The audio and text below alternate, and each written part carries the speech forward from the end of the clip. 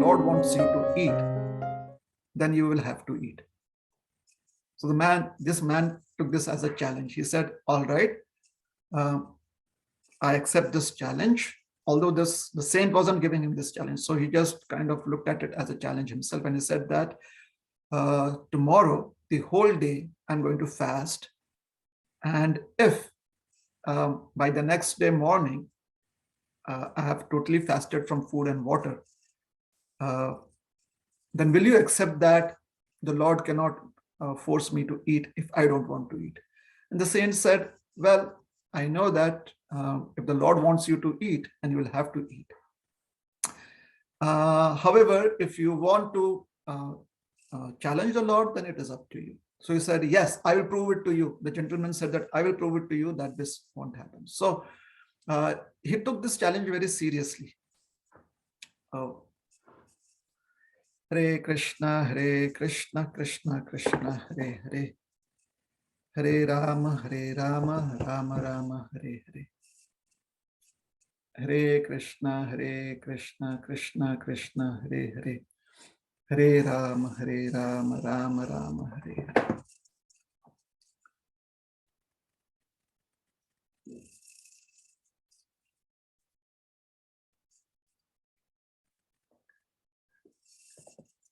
Hare Krishna, Krishna Krishna, Hare Hare. Hare Rama, Rama Rama, Hare Hare.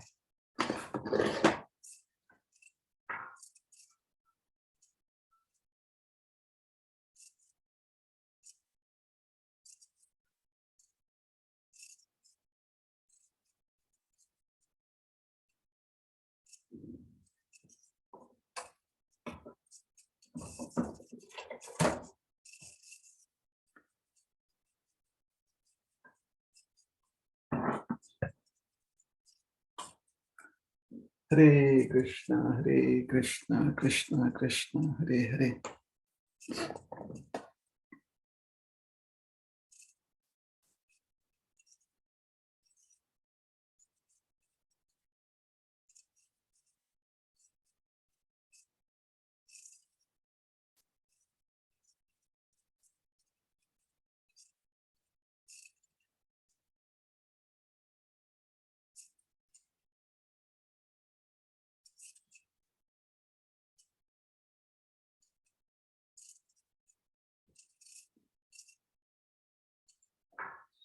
Hare Krishna.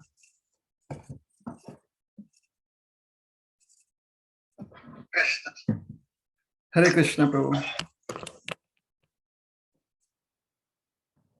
Hare Krishna. Hare Krishna, Prabhu, welcome back. Yeah, we can see you. Yeah. I'm so sorry. That's okay, Prabhu. Everything is good. Yeah. My cell phone sometimes behaves awkwardly. It happens. No. Yeah. So yes, so he took it up as a challenge, and he decided to go to a remote place in the forest and hide himself. So according to his intelligence, he thought that maybe I should just climb a tree and hide myself there amongst the dense foliage. So he climbed up a very tall banyan tree, and it was very dense, and he climbed as far as he could to the top, and he hid there. And he was very true to his word, because he knew that the Supreme Lord is everywhere, and he had to be careful that he does not try any tricks on him. So he stayed hidden. So the morning passed, it became afternoon. He was feeling hungry, but still he somehow or the other controlled his urges, and he stayed there on the tree. It was late afternoon, and he thought that, oh, this is going good. Almost half the day is done, and I'm secure. At that point of time, somewhere in the late afternoon, some travelers from the they were passing through. They were coming from a marketplace. They were all traders. So they came to this forest, and they knew that their journey would be long, so they wanted to just cook food and eat. So they had all the ingredients for cooking.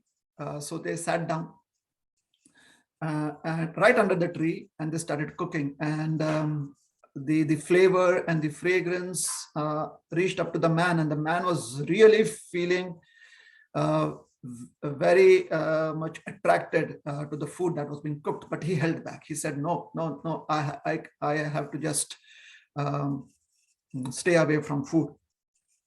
So he controlled his urges. He could see the wonderful preparations that they were making, and he just shut his eyes, and he kind of held his nose like this, so that he could just breathe, or he put his hand over his nose. He did not want to be affected by the fragrance of the wonderful preparations that those people had made. So the people, they made their food, they cooked their food, the traders, and they did the offering, and then they had their early supper. And they also prepared a lot of ingredients, food preparations that they could carry with them for the night, because their journey would be overnight, and they would reach their destination the next day. So they used this time to make those preparations. And so they made those food preparations to carry with them, and they tied up all of these preparations in various bags. At that moment, there was a huge commotion. Somebody came running, and he said that there are dacoits coming this way, and they're chasing us, so run for your lives. So all of these traders, they ran for their lives. They left behind all of that food preparation, and they left. So now this man was alone, and he really was feeling very hungry, and he looked at all those bags, the cloth bags, and the other bags, the containers that were filled with food, and he knew what was in it. However, he found the strength to not come down and eat it. Meanwhile, the dacoits came running through, and the dacoits found the food, and they were very excited. And some of them really were they were about to eat the food. The leader of the dacoits, there is this food right here in the middle of the fort, and there's brown. It is quite possible that somebody might eat us a poison. So they did not eat the food. So what do we do? So they said that if this food has been cooked, so they started looking for somebody who would be around there. And this gentleman was abandoned when he realized that the dacoits are now searching, and there are chances that he could find him. He came to stop his fall. He moved his lips, and there was some rustling up there, some noise. So the dacoits looked up and saw him hiding. He knew that we are coming here, and therefore he has poisoned this food, and he is wanting to loot us. So we must punish this fellow. So they called out to him to really torture him. So out of fear, a gentleman comes down the tree, and they ask him, so who are you and why are you here? So he tells them, all right, if what you say is true. He tells them the story about how the traders were there and they were cooking and they ran away. So they say, okay, so if you have not prepared the food and they eat the food, prove it to us that it's not poisoned. And the man said, no, I cannot eat the food. And this made the dacoits more suspicious. So they said, hey, this person is not speaking it because obviously it's poisoned it, and he's not, he's our enemy. So they were about to kill him. That is when the man said, please listen to my story. He said, no story. Either you prove to us that the food is not poisoned, or you die. So the man was forced to eat the food. And then he told them the story about how he had accepted that challenge. And the dacoits, they were like, when they saw that he had eaten the food, he had partaken, of all the food items, preparations that were there, and it was all right. They were convinced. So they said, all right, we are convinced that you're telling us a true story. Now run away from here and don't challenge God. That is what the dacoits told him. So he goes back to the saint and he tells him that actually what you said is true. And now I realize that how foolish I have been. And this has been an eye-opener for me. So kindly give me further instructions. And the gentleman, he had a complete change. It was a life-changing moment for him. Game changer, as you say. So he became actually a very, very well-renowned saint in India. So we see that from the story, we see that how Krishna is so merciful. And at the same time, we see that because of our ignorance, we sometimes challenge the ability of God. Because of ignorance, we sometimes have more faith in our own abilities than the abilities of the Supreme Absolute Truth. And why is that? The ego. So there is another wonderful quote which can be inspiring, and it is that we must dissolve our ego before it dissolves our existence or ourself. So we have this short span of human life, and that seems to be our existence right now. And we identify with that, and therefore it seems to be ourself right now. This is who we are. Our passport says that, all our ID cards says that, this is who we are. And in most of our dealings, that is how we introduce ourselves.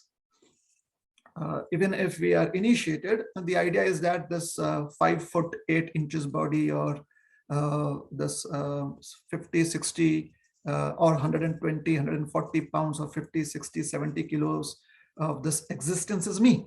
Yeah, I've taken initiation, and my name is so and so Das. However, the existence primarily stays the same. The name has changed.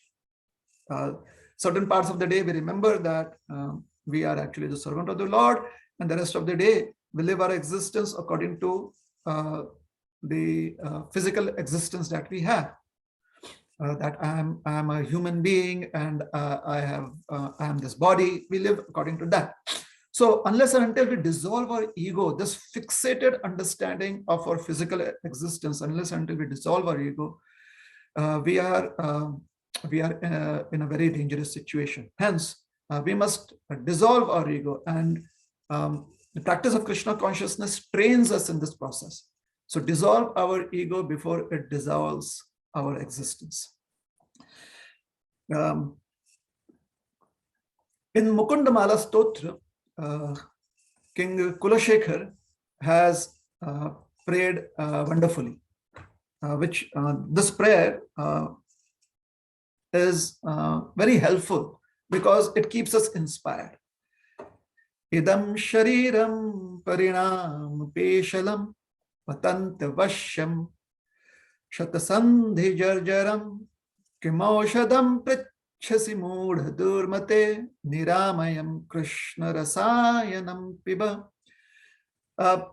King Kulashekar is praying that there is something known as Krishna Rasayanam. And this Krishna Rasayan is actually prophylactic, and it can be used prophylactically. It can be used as a preventive measure. The preventive measure to prevent what? What is it prophylaxis for? Prophylactic towards the short span of human life that we had. It is a cure, and it also helps us prevent death. Otherwise, idam shariram parinam, if we believe in our existence as a human being, as a physical being, if we believe that that is the be all and end all of our existence, and therefore I eat to exist, I do chanting to exist, or I have relationships to exist. And what is our existence? The physical body. That, oh, this person said this to me, and that person said that to me, or I said to this person, or I said to that person, or this is what happened to me there, and this is what the community has done towards me. All these ideas that me, I, that is all in relationship to the physical existence. But what is this physical existence? Parinama peshalam patante avashyam shatasandhi jarjaram. This physical existence ultimately at one point of time will be so very difficult. It will be so very inconvenient because all the joints would have worn out. Oh, again, Hare Krishna, Krishna Krishna, Hare Hare. Hare Rama, Rama Rama, Hare Hare, Hare Krishna, Krishna Krishna, Hare Hare, Hare Rama, Rama Rama, Hare Hare, Hare Krishna, Krishna Krishna, Hare Hare, Hare Rama, Rama Rama, Hare Hare, Hare Krishna, Krishna Krishna, Hare Hare, Hare Rama, Rama Rama.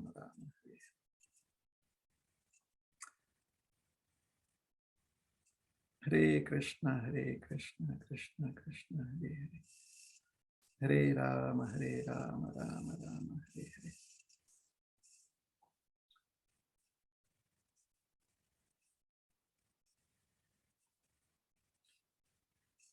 Hare Krishna, Prabhu.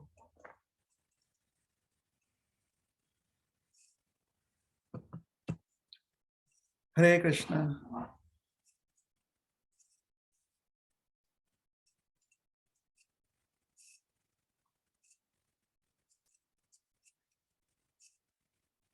Hare Krishna.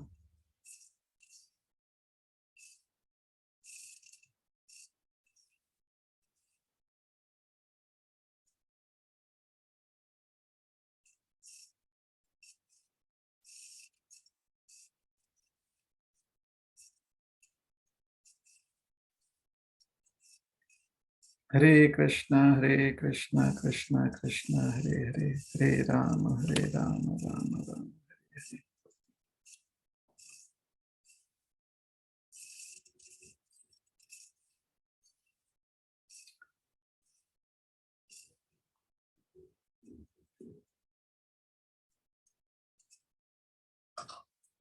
Hare Hare Krishna.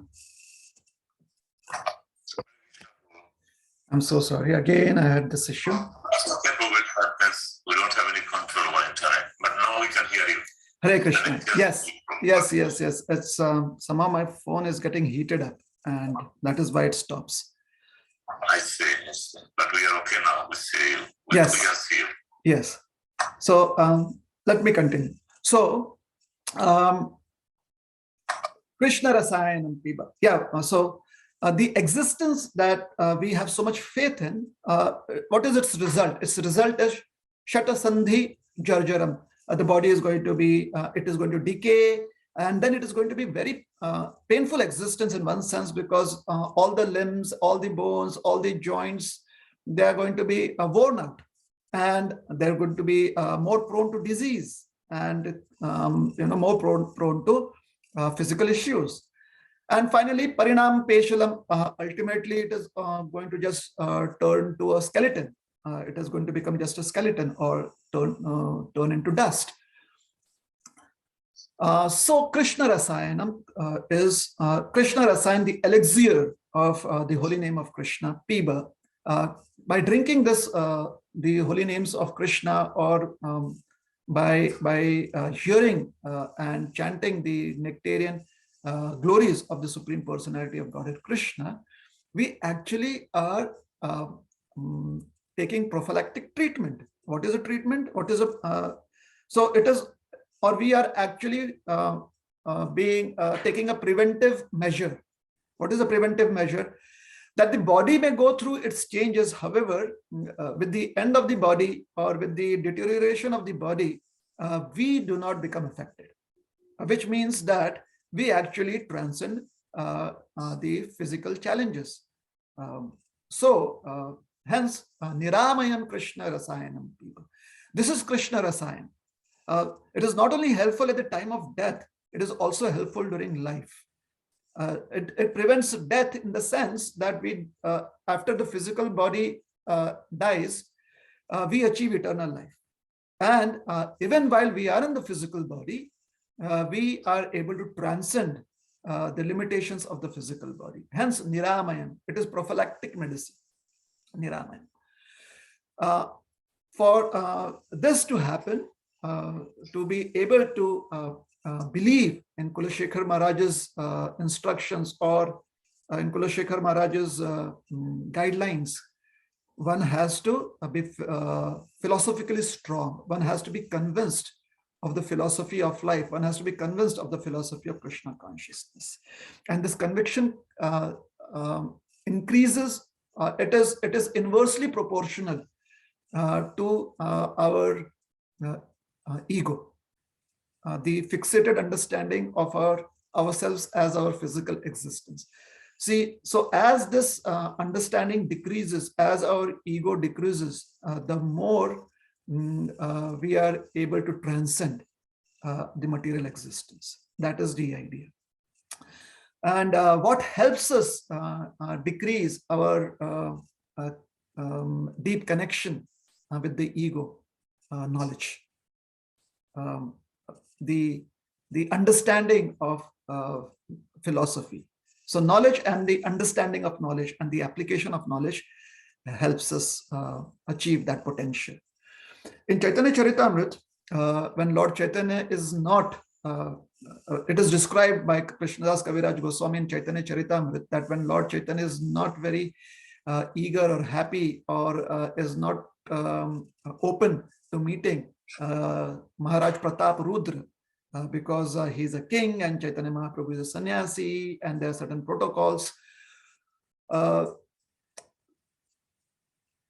When Chaitanya Mahaprabhu sees Maharaj Pratap Rudra give up his dress of a king and accept the dress of a menial servant, of a street sweeper, and take the broom in his hand and sweep the street very menially in front of Lord Jagannath's cart, Lord Chaitanya accepted him. He gave him his blessings. He gave him his darshan, his embrace, and he accepted his service. How did that happen? Because Lord Chaitanya could see that the king had, he was practicing the understanding of the philosophy. Sometimes it can be, a king can just ritualistically accept the broom in front of Lord Jagannath's cart and do that activity. Just a few strokes of moving the broom here and there and then handing it to someone else. However, King Pratap Rudra was doing it very mindfully, heartfelt, in a very heartfelt way. And Chaitanya Mahaprabhu could see that. He could see what others could not see. The other devotees did understand that Maharaj Pratap Rudra was very much devoted to Lord Chaitanya. It is the Lord who sees that we actually are transforming our lives. The Lord can understand it because he's the Lord within our heart. So he could see that the king had absolutely no ego there. There was no understanding of his physical existence. His only understanding was that I am this servant of the Supreme Lord Sri Jagannath. And it is my great fortune to be sweeping the street, the path on which Lord Jagannath's cart would pass. And why would one want to sweep that? So that the Lord has a very comfortable journey. And by sweeping the street, one clears it of all obstacles for the cart to pass over. So the king did it the entire way, and Lord Chaitanya was very pleased and he gave his mercy to the king. Hence, when we have knowledge and when we understand that knowledge, and if for that understanding there is self-understanding, and also if we seek, when we need help, we seek help from those who can help us with understanding. And when we seek help, we can do that in the association of devotees. We can do that by accepting a spiritual master and serving the spiritual master and masters, and accepting siksha from them, accepting instructions from them. So when we deepen our understanding, and with that understanding we transform our lives, our ego leaves, it goes away. And hence it is, somebody very famously said that the moment one becomes aware of the ego in ourselves, strictly speaking, there is no more any ego, but just an old conditioned mind pattern. And with that awareness, we can deal with that old conditioned mind pattern and just trash it away. So the Ego and awareness are the opposites of each other. Ego implies unawareness or ignorance. And therefore, awareness and ego cannot exist together. Hence, if we are practicing Krishna consciousness, we can say comfortably or confidently that we are actually practicing as long as there is the dawn of awareness, or as long as there is the light of awareness, or the light of transformative understanding. And if we can understand that it is simply a ritual, although we are doing certain practices, however, it can simply be a ritual, which basically means that it is not heartfelt if there is unawareness or lack of knowledge. And unawareness it coexists with the ego. Ego and unawareness, or ego and ignorance, go hand in hand. And eternal life and the understanding of being the servant and the servant of the Supreme Lord Krishna goes hand in hand with enlightenment. So, coming to our title today, ego's ultimate disappointment is an enlightenment. When one is enlightened, ego gets severely disappointed, and ego understands there is no hope, and ego goes away from our lives. And it is very happy ending for us. So enlightenment, which Prabhupada would say is Krishna consciousness. Krishna consciousness is ego's ultimate disappointment. And in the present age of Kali Yuga, according to the teachings of Sri Chaitanya Mahaprabhu, and as passed down to us through the teachings of Srila Prabhupada, we know that Harer Nam, Eva Kevalam, Kalau Nasteva, Gatir Anyatha. The holy names of the Lord award complete enlightenment. And therefore, with sincerity and deep dedication, we take up to the process of chanting Hare Krishna, Krishna Krishna, Hare Hare, Hare Rama, Rama Rama, Hare Hare. Thank you very much. Hare Krishna. Srila Prabhupada ki jai. That was a wonderful class, Prabhu, and some few things I can remember from the class. You nicely explained. To dedicate time to Krishna, although Krishna said, I am the time I am. Now the 11:32. So we need to give his time to him, and you are encouraging us to give our time to Krishna. And he also nicely says that how the ego will disappear as soon as we have enlightenment. Wonderful. I think you were saying that ego is inversely proportional to spiritual advancement. That what I understand. So ego increases, spiritual development goes backward, downwards. Thank you, Prabhu. And also we learned from the class that ego is something that we need to suppress or get rid of. Instead, we need to practice our humility. Thank you for wonderful class. Could you kindly explain a little bit more about how the effect of ego increasing and spiritual advancement decreasing? Just in a few short, if you can, if you have time, Prabhu. Thank you. Excuse me. Hello. Yes, Prabhu, go ahead. Maharaj gave a good lecture, but he gave a reference to one book. I want to know the name of the book. Because he was referring to the ego or something like this. One word is prophylactic, and the other word I don't know. He gave reference from some book. Yes, the book is Mukund. It is a prayer composed by King Kulashekar, and it is called as Mukundamala Stotra. and we have it available at our ISKCON bookstores or even the online ISKCON store. Srila Prabhupada has given his translations on it. Okay. Thank you very much. Thanks. You're welcome.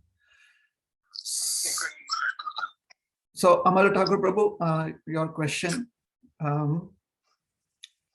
How you were wanting to understand how unawareness leads to increase in ego, or when we do our practice when we do our spiritual practices without being mindful, then how it leads to the increase in ego. That is a question, isn't it?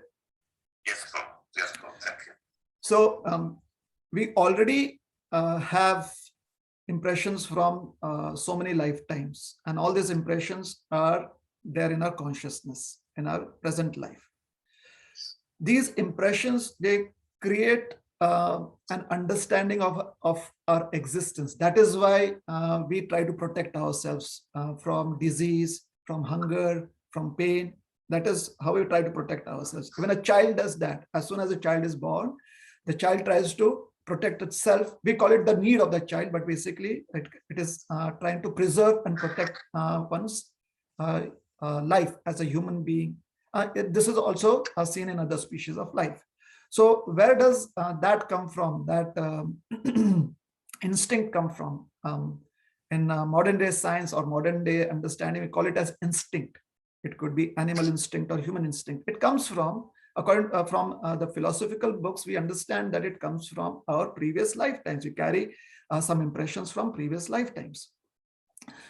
And so there is already the burden of that. We are already carrying the burden of previous lifetimes. Now, if previous lifetimes, if we have performed spiritual practices, those impressions also come through. Now, depending upon the association that we are in, who our parents are, what is the community where we are born, what are the teachings we receive as we are growing up, depending on that, either our understanding of material existence becomes more solidified, that, oh, you're now a student of this grade, you are a member of our community, and oh, you sing very nicely, or you dance very wonderfully, or you have this potential as a sports person, and you can try and develop that potential. So all of these understandings solidify the impression that I am a physical being. However, if the teachings about one's spiritual existence, I'm sorry. Yeah. So if Krishna conscious teachings, let us just directly call it Krishna conscious teachings or God conscious also given to us, then we also awaken those impressions from previous lifetimes where we have had spiritual practices, and that gives us the ability to have faith in spiritual existence too. So now both of these go along together. Growing up, the kind of growing up, the kind of inputs that we take defines the ambitions that we have in life. Now, so for someone like Prahalad, his ambition is very directly seen. Whereas for somebody like Hiranyakashipu, his ambition is very clearly seen. Hiranyakashipu could understand that Lord Vishnu is the root of all existence. However, his ambition is to be better than that. And we see Prahlad Maharaj could understand that Lord Vishnu is the source of everything and he exists everywhere. And his ambition is to become the servant of the Lord and to worship him. So these are two juxtapositions that a living entity can take. And there are so many shades from where Prahlad is to where Hiranyakashipu is. So if Hiranyakashipu, Prahlad is considered to be the North Pole and Hiranyakashipu to be the South Pole. So there is so many positions between the North and the South Pole that the living entity can have. So whenever the balance shifts more towards ambitions of materialistic life, with compromising our spiritual practices, that is where the material ego or the false ego becomes more prominent. And wherever the balance during our material ambitions is towards making it an offering to Krishna, like Arjuna wanting to be successful in the Mahabharata war was to please Krishna also. So one may have material ambitions. However, the consciousness is, or we are being mindful that we have to make this as an offering to the Supreme Personality of Godhead. So that is where the false ego gets suffocated. And doing this over a period of time actually brings us over a period, over say a few years, like 5 years, 10 years, 15 years, 20 years. It could happen immediately, as it happened in the case of Prahlad Maharaj.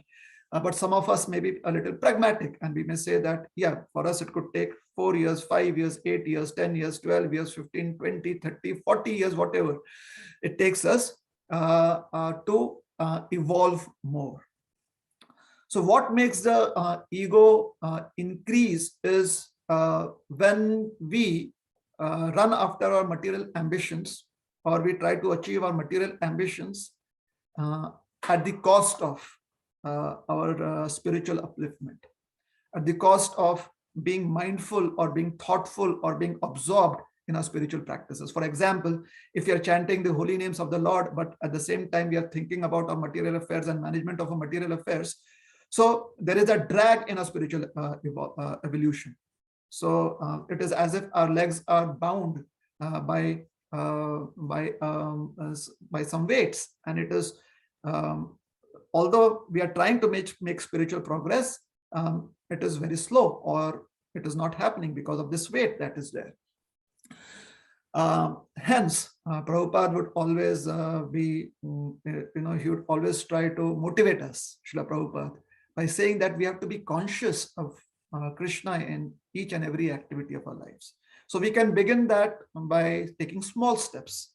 Already, if one is kind of doing it for 2 hours a day, and one is only doing it in certain activities, then maybe over the period of next 6 months or 1 year, we would want to apply that. We would want to make Krishna the center of some other activity too. Like, for example, while one is driving, one can chant, or one can sing bhajans. One is driving to work, one can sing bhajans and multitask. One should be focused on the road too, and also sing bhajans at the same time.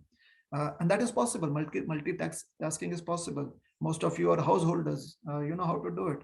Like be aware of what should be done at work, and also be aware of the needs at home. So you multitask. So I was just giving an example that how slowly one can bring in more activities under the ambit of absorption in Krishna. And if one is not able to do that, and unfortunately, if even in our practice of, and even in our spiritual practices, the absorption becomes our material ambitions, they become the absorption that we have, then unfortunately our ego is going to increase. And if we don't have spiritual practices and we are just being materialistically ambitious, then the ego is going to increase exponentially. Hare Krishna, Prabhu. Thank you, Prabhu. You're welcome. Yes, I think there are two questions. One is Jill Prabhu, and another question before Jill Prabhu. The question is from a devotee, says that how can we get rid of ego in daily life? Good question. Yes. Every day we should try to dedicate some part of our day to being very spiritually ambitious, like 100% spiritually ambitious, which basically means that that part of the day we just dedicate to the Supreme Personality of Godhead. And we should have a plan that how over the number of years we can find more time to do that. Maybe over the weekends we find more time to do it. or every single day we find more time to do it as we rearrange our material affairs. Is that helpful? It's good answer. Thank you, Prabhu. And now if you have time now that Prabhu wants to speak, ask a question actually. So he's going to ask that question directly to you. Please accept my humble obeisances. Thank you so much for the lecture today. It's my fortune that I'm listening to a lecture. So like the question is that like sometimes it happens that when you try to enlighten someone, like or tell anything to someone, but due to their ego's disappointment, the ego gets more inflated and they get hurt. Like they feel like, oh, why are you teaching me? Like, who are you to teach me this way? So like at this point, like what should we do? Thank you for your question. And I also feel very fortunate to be in your association. And I am very thankful to you that you very patiently heard what I had to share. So thank you very much for that. Coming back to your question. Whenever we have an experience where other people seemingly are not receiving our words of enlightenment that we are trying to share, when it appears like that, personally, when that happens to me, it kind of makes me aware that this is the same experience that Krishna must be having with me on so many occasions in my life, because he is every moment offering spiritual enlightenment, and there are so many times in the day that I kind of am not accepting it. And then I think, this is just my personal realization, then I think that Krishna is still so patient and still so caring. So if I understand that Krishna is within my heart and all the knowledge is coming from me, is actually coming from Krishna, who is the Lord in the heart, because he gives knowledge, he gives remembrance. So when I'm speaking with another person, let Krishna in the heart speak to that person. And Krishna is very patient. So if today that person is not able to accept what Krishna is offering, the Paramatma within the heart is offering, then the Paramatma is going to patiently find so many other moments to do that. The Paramatma is always going to try to connect with the other person. So since the Paramatma wants to be patient with the other person, I, as the vehicle where the Paramatma is situated, I may also want to be patient to let the Paramatma work without me causing any obstruction. So least resistance on my part. So patience is a good virtue, I guess. At the same time, we will want to be as transparent as possible, so that the Paramatma can transmit that knowledge to the other person. Okay, thank you so much. You're welcome. Thanks, everyone. If anyone still have a question or can ask. Yeah, Prabhu, this is it's me, Rohinipriya. Haribol, Krishna, Rohinipriya Prabhu. So thank you very much for the wonderful class today. And my question is, Prabhu, this in pandemic situation, and people we cannot have the close associations. So what is your advice? How we can keep those associations? Get into touch with the devotees, and how any advisable methods there, so that I can follow that. Dear Nitai Prabhu ki jai. Dear Nitai Prabhu is a transcendental Narada Muni of ISKCON Scarborough. Yes. Good question. Short answer, dear Nitai Prabhu. I think this pandemic has given us the opportunity to be physically Bhajananandis and virtually Goshtyanandis. Okay. So Okay, bro. a Bhajananandi is someone who practices solitary spiritual practice, right? Yeah. And Goshtyanandi Yeah. is someone who practices, who has spiritual practices in the association of other people, where there's discussion. Yes. So on the Yes. virtual platform, we can be Goshtyanandis, we can discuss Krishna consciousness.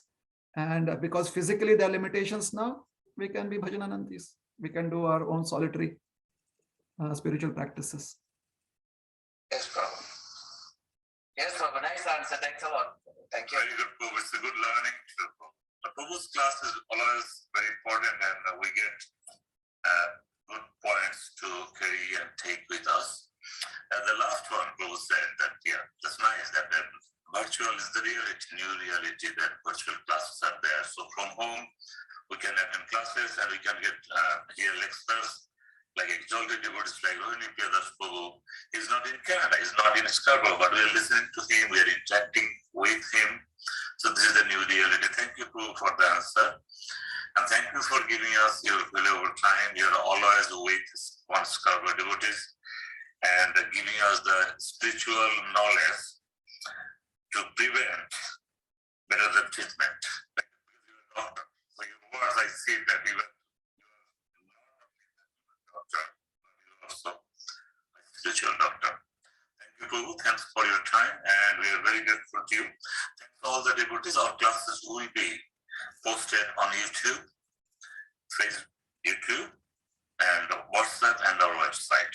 And if you want to hear more lectures from Rohinipriya Prabhu, please join on Facebook. He has so many classes, as I said earlier, in English as well as in Hindi. Thanks, everyone. Have a wonderful time. So I have a question. Is the temple open today at 3 to 5? No. Still every Sunday? No, that's Cut over. Okay. Okay. Thanks, everyone. And have a wonderful time. Thanks for your association. Hare Krishna. Hare Krishna.